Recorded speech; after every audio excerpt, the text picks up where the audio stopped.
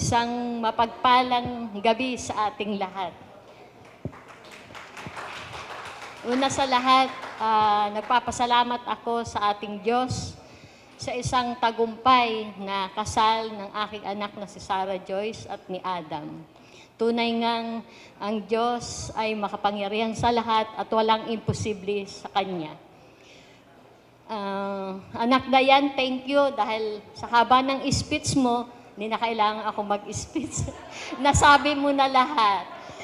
And finally nga, for 14 years, kilalang-kilala na namin din si Adam. And pinagpapasalamat ko yun kay Lord, namin ni Papa, dahil alam namin na si Sarah is in good hands with Adam. Maiksi lang ang sasabihin ko. Based sa Bible, Matthew 19:6, so they are no longer two but one flesh.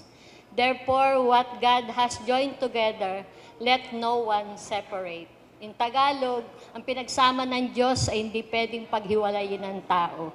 So my only advice to you, Sarah and Adam, is anuman ang mangyari, normal sa mag-asawa, nagkakaroon ng problema, sa anumang material man yan, spiritual, laging yung tandaan. At laging yun din ang ginagawa ng namin mag-asawa.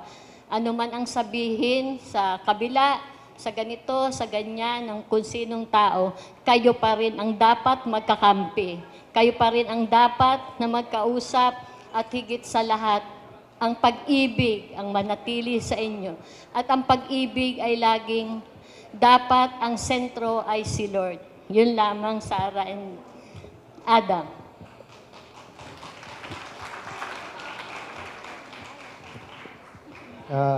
Akala nyo kayo lang, ha? Hindi. May sila naman sasabihin ko kasi sabi niya lahat. Minsan kasi parehas kayo matalino. Minsan ang gawin na lang nyo is diskarte na lang. Diskartehan na lang nyo. Minsan kasi yung matalino, minsan nawawalan sa diskarte. Minsan talo ng madiskarte, ang tao matalino.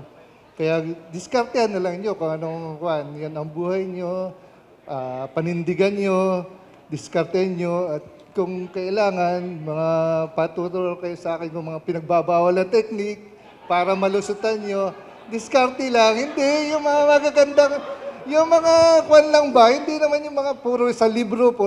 Yung mga, minsan hindi naiisip na pwede namang gawin ng napakasimpleng problema, pwede namang daanin natin sa kwan.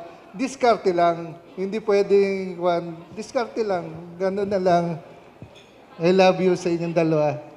Alagaan mo. Alagaan. Bunso namin yan. Bunso talaga. Bunso. Salamat.